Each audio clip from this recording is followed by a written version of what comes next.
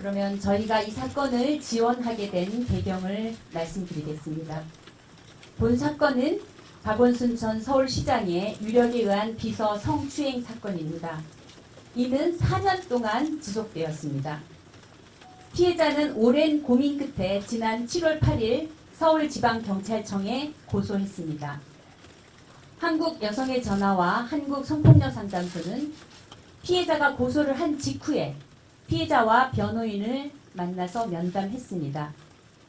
우리가 접한 피해 사실은 비서가 시장에 대해 절대적으로 거부나 저항을 할 수 없는 상황에서 업무 시간뿐만 아니라 퇴근 후에도 사생활을 언급하고 신체를 접촉하고 사진을 전송하는 등 전형적인 권력과 유력에 의한 피해가 발생했다는 것입니다.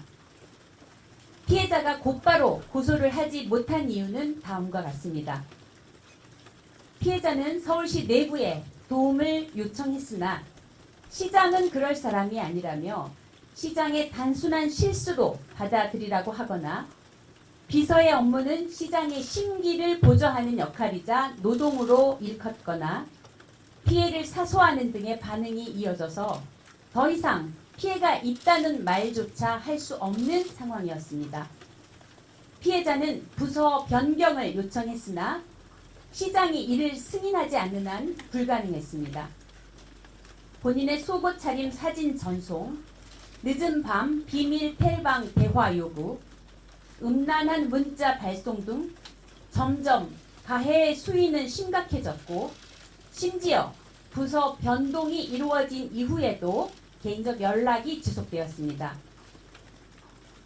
무엇보다 인구 1,000만 명의 대도시인 서울시장이 갖는 엄청난 유력 속에서 어떠한 거부나 문제 제기를 할 수 없는 전형적인 유력 성폭력의 특성을 그대로 보였습니다. 성폭력 피해자를 법적, 의료적, 심리적으로 지원하고 우리 사회의 성문화를 바꿔가며 여성 인권을 존중하는 사회를 만들어가고자 활동하는 우리 두 단체에서는 이 사건을 접하고 피해자의 지원이 절대적으로 필요함을 느꼈습니다. 이 사건이 형사사법 절차상 수사 재판을 제대로 거쳐서 가해자는 응당한 처벌을 받고 피해자는 일상으로 돌아갈 수 있도록 지원하고자 했습니다. 그러나 고소 당일 피고소인에게 모종의 경로로 수사 상황이 전달되었고 피고소인의 극단적인 선택으로 피해자는 지금 온오프라인에서 2차 피해를 겪는 등 더한 고통을 겪고 있습니다. 두 번째로 이 사건의 의미를 짚어보겠습니다. 이 사건은 전형적 직장 내 성추행 사건임에도 피고소인이 망인이 되어서 공소권 없음으로 형사 고소를 더 이상 진행할 수 없는 상황이 되었습니다. 그러나 이 사건은 결코 진상 규명 없이 넘어갈 수 있는 사안이 아닙니다. 박원순 전 시장은 여성 인권에 관심을 갖고 역할을 해온 사회적 리더였습니다. 그럼에도 그 또한 직장 내 여성 노동자에 대한 성적 대상화, 성희롱, 성추행을 가했습니다. 서울대 교수 성희롱 사건 이후 성희롱 예방이 법제화되었고 그 또한 조직의 수장으로서 직장 내 성폭력 예방 교육을 성실히 이수해온 듯 했지만 본인 스스로 가해 행위를 성찰하지도 멈추지도 않았습니다.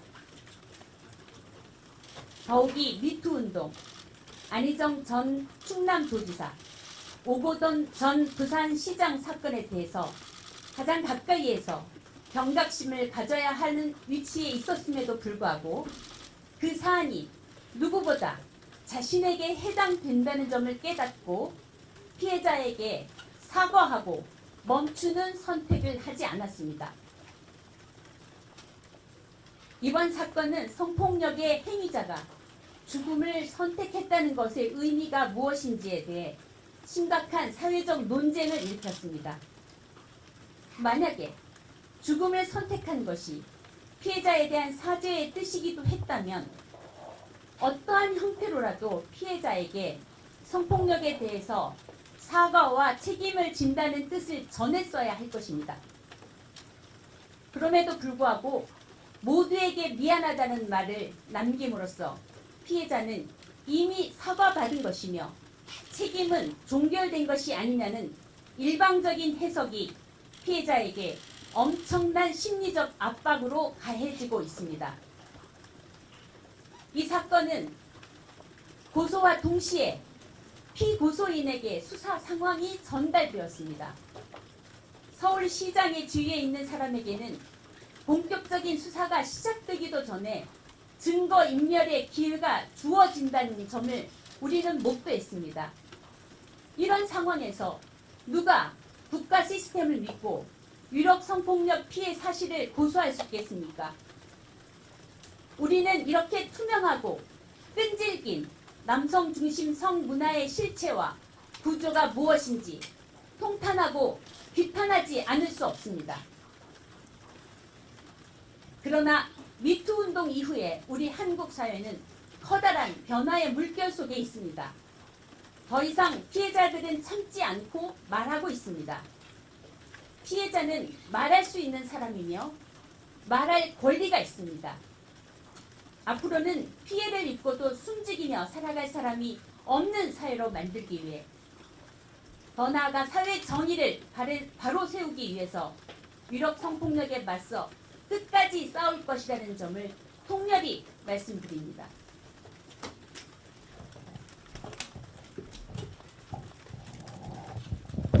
예, 요구사항을 말씀드리겠습니다. 피해자를 지원하는 본단체들은 피해자가 성추행으로 입은 상처를 회복하고 일상으로 돌아와 안전하게 생활을 할 수 있어야 한다고 믿습니다. 성폭력 피해자 지원에 대한 전문성을 가진 우리 단체들은 본 사건은 고위공직자에 의한 권력형 성범죄임이 분명함을 인지하고 확인하였습니다. 피해자가 피해를 호소할 때 국가는 성인지적 관점 하에 신고된 사건에 대해 제대로 된 수사 및 조사 과정을 통해 진실이 밝혀질 수 있도록 해야 합니다. 피해자가 인권을 회복하고 가해자는 그에 응당한 처벌을 받아야 합니다. 이는 분명한 국가의 책무이자 우리 사회가 그동안 만들어 온 사회적 약속이기도 합니다. 우리는 이 사건에 대한 진상을 제대로 규명할 것을 강력히 요구합니다. 본 사건 피해자는 이 사건을 경찰에 고소하였습니다. 피해자는 고소 과정을 통해 본 사건이 정의롭게 해결되리라는 믿음을 가지고 용기를 내어 고소하였으나 피고소인이 부재한 상황이 되었습니다. 그러나 피고소인이 부재한 상황이라고 해서 사건의 실체가 없어지는 것은 아닙니다. 피해자 비난이 만연한 현 상황에서 사건의 실체를 정확히 밝히는 것은 피해자의 인권 회복의 첫 걸음입니다.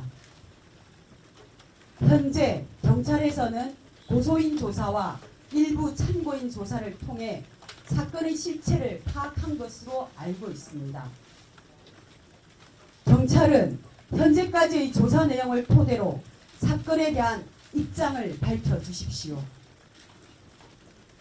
서울시는 본 사건의 피해자가 성추행 피해를 입었던 직장입니다. 규정에 의해 서울시는 사건의 진실이 밝혀질 수 있도록 제대로 된 조사단을 구성하여 진상을 밝혀야 합니다. 정부와 국회, 정당은 인간이길 원했던 피해자의 호소를 외면하지 말고 책임 있는 행보를 위한 계획을 밝혀주시기 바랍니다. 피해자가 여기 있다. 함께하는 우리가 있다. 여기 있는 두 단체를 비롯한 우리 여성인권운동단체는 여성에 대한 폭력으로 고통받는 피해자와 함께하며 여성폭력 없는 성평등한 세상을 만들기 위해 노력해왔습니다. 우리는 본 사건에서도 피해자의 일상이 회복될 때까지 끝까지 함께 하겠습니다. 우선 피해자 지원을 위한 활동을 책임있게 하겠습니다. 현재 상황에서 피해자가 안전할 수 있도록 피해자에 대한 보호와 피해자의 치유와 회복을 위한 활동을 다하겠습니다. 또한 피해자가 원하는 바대로 사건에 대한 진실이 밝혀질 수 있도록 다양한 활동을 전개하겠습니다. 서울시와 정부, 정당, 국회 등이 제대로 책임 있는 역할을 할 수 있게 단체, 시민 등과 함께 힘을 합쳐 행동을 시작하겠습니다. 다음 주에는 이 사건의 제대로 된 해결을 촉구하는 많은 사람들과 함께 기자회견을 개최할 예정입니다. 피해자에게 보내는 연대의 메시지를 수집하는 설문에는 이틀 만에 1200명이 넘는 분들이 함께하여 피해자에게 응원과 지지를 보내고 있습니다. 피해자를 지원하고 있는 본단체들에게도 피해자와 함께 할 수 있는 방법이 무엇이냐는 문의도 계속 오고 있습니다. 많은 분들이 함께하고 계십니다. 본 사건을 접하고 우리는 참담했지만 피해자와 함께하는 사람들이 이렇게 있는 한, 용기를 내어 목소리를 낸 우리 피해자가 있는 한, 우리는 이 참담함을 정의로움으로 바꾸어낼 것입니다. 우리 모두는 할 수 있습니다. 네, 김재련 변호사입니다. 저희가 사건 진행한 일지를 시간 순서로 말씀드리겠습니다. 먼저 2020년 5월 12일에 피해자를 1차 상담했습니다. 그리고 2020년 5월 26일에 2차 상담을 통해서 구체적인 피해 내용에 대해서 상세히 듣게 됐습니다. 그리고 저희 사무실에서 5월 27일 2차 상담이 끝난 하루 후부터 구체적으로 법률적인 검토를 시작해 나갔습니다. 이 사건 관련 증거에 대해 말씀드리겠습니다. 피해자가 사용했던 핸드폰에 대해서 경찰에 임의 제출을 하기 전에 저희가 사적으로 포렌식을 했습니다. 그 포렌식을 통해서 일부 나온 자료는 수사기관에 제출이 되어 있습니다. 그리고 범행 방법 중에 하나인 텔레그램을 통해서 문자를 보내거나 사진을 보낸 부분에 대해서는 피해자가 비서로 근무하는 동안에 이런 문자나 사진의 괴로움에 대해서 친구들에게 보여준 적이 있습니다. 그리고 늦은 시간 친구들하고 함께 있을 때 이런 문자들이 오기도 했기 때문에 그 문자를 본 친구들도 현존하고 있습니다. 피해자는 이런 지속적인 피해에 대해서 여러 차례에 걸쳐서 피해를 호소했었습니다. 평소 알고 지내던 기자에게도 텔레그램 문자를 보여준 적이 있습니다. 그리고 친한 친구와 함께 있을 때 왔던 문자들을 그 친구가 아직까지도 기억을 하고 있습니다. 동료 공무원 전송받은 사진을 본 적이 있습니다. 그리고 이런 성적 괴롭힘에 대해서 피해자는 비서관에게 부서를 옮겨줄 것을 요청하면서 언급을 한 적도 있습니다. 고소 관련해서 말씀드리겠습니다. 7월 8일 오후 4시 30분경에 서울지방경찰청에 고소장을 접수했습니다. 그리고 저희는 고소장을 접수한 직후부터 그 다음날 즉 7월 9일 오전 2시 30분 새벽 2시 30분까지 고소인에 대한 1차 진술 조사를 마쳤습니다. 고소장에 기재된 범죄 사실은 성폭력 특례법 위반입니다.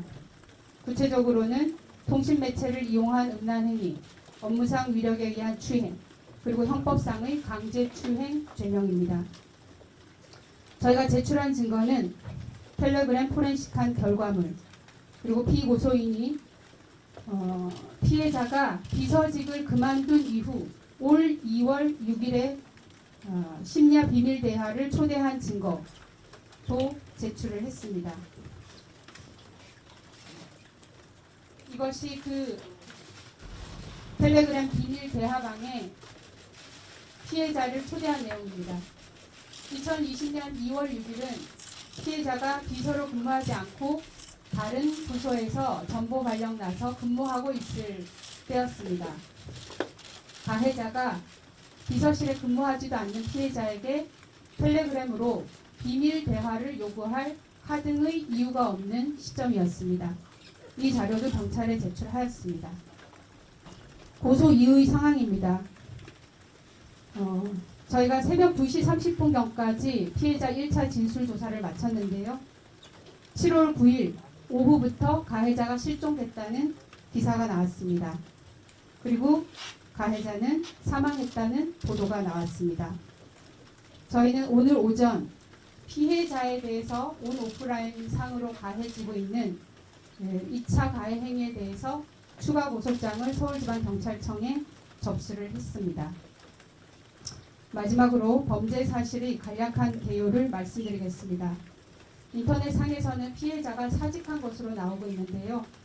피해자는 이 사건 피해 발생 당시뿐만 아니라 2020년 7월 현재 대한민국의 공무원으로 재직하고 있는 사람입니다.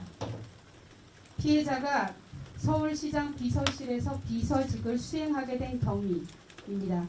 피해자는 공무원으로 임용이 되어서 서울시청이 아닌 다른 기관에서 근무하던 중이었는데 어느 날 오전 서울시청의 전화 연락을 받고 그날 오후 시장실 면접을 보게 되었습니다. 그리고 비서실 근무하라는 통보를 받아서 서울시장 근무실에서 4년여 기간 동안 비서로 근무를 하게 됐습니다. 피해자는 시장 비서직으로 지원을 한 사실이 없었습니다. 범행 사실 관련해 말씀드리겠습니다. 이런 범행이 발생한 시기는 비서직을 수행하는 4년의 기간, 그리고 피해자가 다른 부서로 발령이 난 이후에도 지속되었습니다. 범행이 발생한 장소는 시장의 집무실, 그리고 시장 집무실 내의 침실 등이었습니다. 상세한 방법은 말씀드리기가 어렵습니다. 개괄적인 방법만 말씀드리겠습니다. 피해자에게 즐겁게 일하기 위해서 둘이 셀카를 찍자며 집무실에서 셀카를 촬영하곤 했습니다. 그리고 그런 셀카를 촬영할 때 신체적인 밀착을 했었습니다.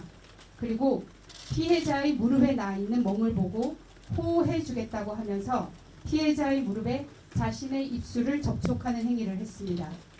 그리고 집무실 안에 있는 내실, 즉 침실로 피해자를 불러서 안아달라며 신체적인 접촉을 하고 아까 보여드렸듯이 텔레그램 비밀 대화방으로 초대를 해서 피해자에게 지속적으로 음란한 문자를 전송하고 속옷만 입은 사진을 전송하는 등 피해자를 성적으로 괴롭혀 왔습니다.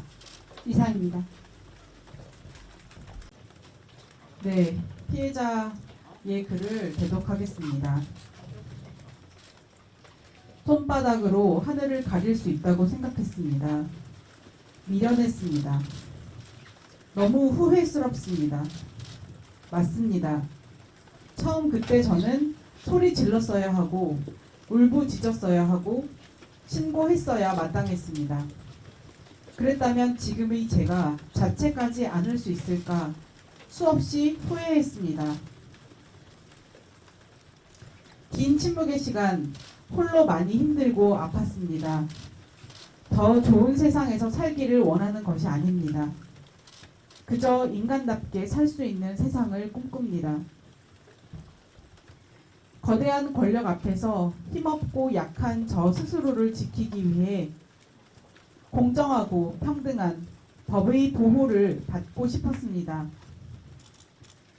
안전한 법정에서 그분을 향해 이러지 말라고 소리 지르고 싶었습니다. 힘들다고 울부짖고 싶었습니다. 용서하고 싶었습니다. 법치국가 대한민국에서 법의 심판을 받고 인간적인 사과를 받고 싶었습니다. 용기를 내어 고소장을 접수하고 밤새 조사를 받은 날, 저의 존엄성을 해쳤던 분께서 스스로 인간의 존엄을 내려놓았습니다. 죽음, 두 글자는 제가 그토록 괴로웠던 시간에도 입에 담지 못한 단어입니다. 저를 사랑하는 사람들의 마음을 아프게 할 자신이 없었습니다. 그래서 너무나 실망스럽습니다. 아직도 믿고 싶지 않습니다. 고인의 명복을 빕니다. 많은 분들에게 상처가 될지도 모른다는 마음에 많이 망설였습니다. 그러나 50만 명이 넘는 국민들의 호소에도 바뀌지 않는 현실은 제가 그때 느꼈던 위력의 크기를 다시 한번 느끼고 숨이 막히도록 합니다. 진실의 왜곡과 추측이 난무한 세상을 향해 두렵고 무거운 마음으로 펜을 들었습니다. 저는 앞으로 어떻게 살아야 할까요? 하지만 저는 사람입니다. 저는 살아있는 사람입니다. 저와 제 가족의 보통의 일상과 안전을 온전히 회복할 수 있기를 바랍니다. 이상입니다.